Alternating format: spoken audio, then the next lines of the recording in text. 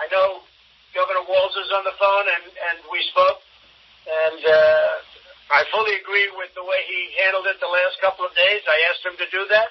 Get a lot of men. We have all the men and women that you need.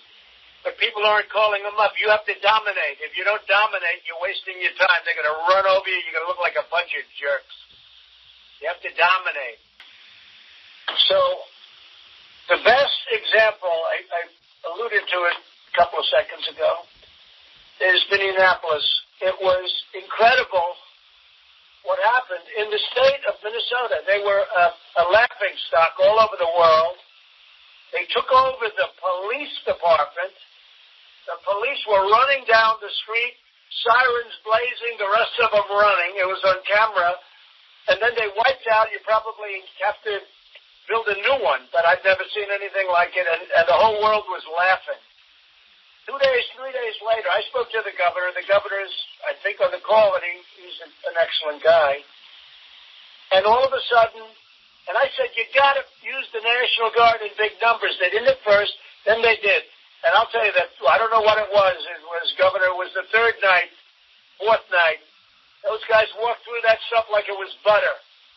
They walked right through, and you haven't had any problems since. I mean, they know they're not going to go there. Now they'll go to some other place.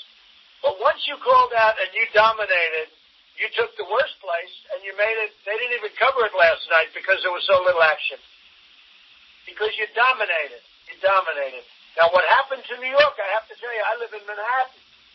What's going on in Manhattan, I have no idea. New York's finest, they've got to be allowed maybe to do their jobs. I don't know what's happening in Manhattan, but it's terrible. And because it's New York, because it's Manhattan, it gets a lot of press. So they really spend a lot of time on it. But New York has got to have to toughen up. And we'll send you National Guard if you want. You have the largest police force in the country, 40,000 people, I understand. But what's going on in New York is terrible. It's terrible. Of all the places. What went on last night in Los Angeles with the stores and the storefronts is terrible. If you're weak and don't dominate your streets, they're going to stay with you until you finally do it. And you don't want that. Philadelphia, you better toughen up, because what's going on in Philadelphia, like New York, is terrible. It's terrible. You better toughen up. They'll never leave. I know you want to say, oh, let's not call up the Guard, or let's call up 200 people. You've got a big National Guard out there that's ready to come in and fight like hell. I tell you, the best, what they did in Minneapolis was incredible. They went in and dominated. And it happened immediately. All of a sudden, my wife said to me, wow, look at all those people. They got out, they were wearing dark black uniforms. They got out, and they were there in the thousands. And they just walked right down on the street, knocking them out with tear gas. Those guys, they were running. And the next night it was much less. And then the next night, it's like, you know what happened? They went to other cities. They're all looking for weak spots. Now what they're going to do is they're going to search out for perhaps smaller cities, smaller places. You got to arrest these people. Got to arrest these people, and you got to charge them. And you can't do the deal where they get 1 week in jail. These are terrorists. They're looking to do bad things to our country. They're Antifa, and they're radical left. And the reason you have other radicals is because they've been watching this for years, many years, and they don't like it. And go back and study Occupy Wall Street. Because you'll see the way that ended was the thing of beauty. Everybody said, I can't believe how easy it was. It was an hour of bedlam. And when it was all over, it was a beautiful thing. Yes, thank you, Mr. President. If I could build on your comments and Attorney General's comments to give some quick stats. So, of course, the Department of Defense remains in full support of the states, the governors, the Department of Justice, federal law enforcement. Right now we have 17,000 folks deployed in the National Guard in 29 states. But I will tell you, the bulk of the states have fewer than 200 people deployed, and the bulk of the states have called up their guard. So as the President and the AG have rightly pointed out, Minneapolis, Minnesota has done a fantastic job. By Saturday morning, after the Chairman of the Joint Chiefs of Staff and I spoke to the Governor, they increased their presence tenfold, and I think the evidence was clear come Saturday night and Sunday night. And so at my urging, I agree. We need to dominate the battle space. You have deep resources in the Guard. I stand ready. The chairman stands ready. The head of the National Guard stands ready to fully support you in terms of helping mobilize the Guard and doing what they need to do. Again, most of the Guard has not been called up. There's only a few states. In fact, I count 2 states where more than 1,000 troops have been called up. I think the sooner that you mass and dominate the battle space, the quicker this dissipates, and we can get back to the right normal. Sure. I don't know what it is politically where you don't want to call out people. They're ready, willing, and able. They want to fight for the country. I don't know what it is. Someday you'll have to explain it to me. But it takes so long to call them up. We're waiting for you. We're shocked in certain areas, L.A. We're shocked that you're not using the greatest resource you can use, and they're trained for this stuff, and they're incredible. Why you're not calling them up? I don't know, but you're making a mistake because you're making yourself look like fools. And some have done a great job. But a lot of you, it's not good. It's very bad for our country. You know, when other countries watch this, they're watching us and they say, boy, they're really a pushover. And we can't be a pushover. And you have all the resources. It's not like you don't have the resources. Is Tim there? Because I'd like to maybe have him explain the difference between the beginning and the end. And they've made a comeback. Tim, are you there? I am. Thank you, Mr. President. I want to give a thank you to Secretary Esper and General Milley for your strategic guidance. Very helpful.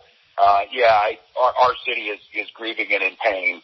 And I would just say, as far as the potential, the peaceful protesters are expressing an outrage that is real. They witnessed 8 minutes of a man dying in front of them. That part of it then, of course, sparked the civil unrest where there were actors, and I would like to believe they were from all out of state here in Minnesota, but they're not. They're homegrown. This was an issue that just happened with the Minneapolis police departments. But once that started to spin, the idea that when you saw this happen in the first few days, I don't believe anybody would have had a big enough force to do this. When we mobilized then into Thursday and Friday, I had mobilized, as the president was saying, our Secretary Esper was saying, about 750 to 1,000 is what we could get of National Guard onto the scene. Was one of our biggest mobilizations in state history for civil rights or civil disobedience. And we were still overwhelmed. At that point in time, I did something unprecedented. I mobilized the entire Minnesota National Guard, and that's what the president was alluding to with the size of the force was capable. But I think, again, Mr. President, you asked on explaining this, I will just say what's going to be very difficult. There are bad actors in this, but there is such a legitimate anger. And here our problem is going to be is we cannot maintain this posture. We do not have the resources to maintain the posture, and we're going to have to transition back. Our real dilemma here is the transition back is to the catalyst that sparked this across the country, and that was what happened with the Minneapolis Police Department.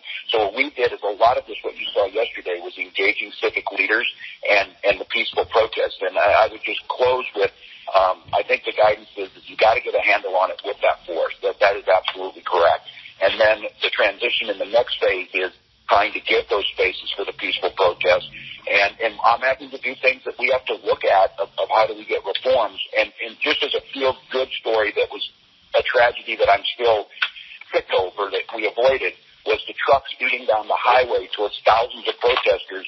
At that point in time, you do not know that was a fuel truck of whether it was going to be intentional. As it turned out, it was a confused and scared driver who didn't want to leave the interstate, went into that. As you saw, he was pulled out of the vehicle. Some of you recall the horrific events during Rodney King, but the truck driver last night, when he's under arrest, but he was interviewed, he said that crowd, the vast majority of them protected him and pulled him in, which de-escalated the situation. And as the president said, last night was calm twice. So thank you for that. But Tim, it showed the incredible difference between your great state yesterday and the day before compared to the first few days, which was just absolutely. Never seen anything absolutely. Like it with a police force and taking over. And I don't blame you. I blame the mayor. I mean, I've never seen anything like it, where the police were told to abandon the police house, and it was ransacked and really destroyed. Millions and millions of dollars are going to have to go back to fix it. I don't know. You'll have a Mr. President, if I'm still on, the one thing I'd say, I spent 24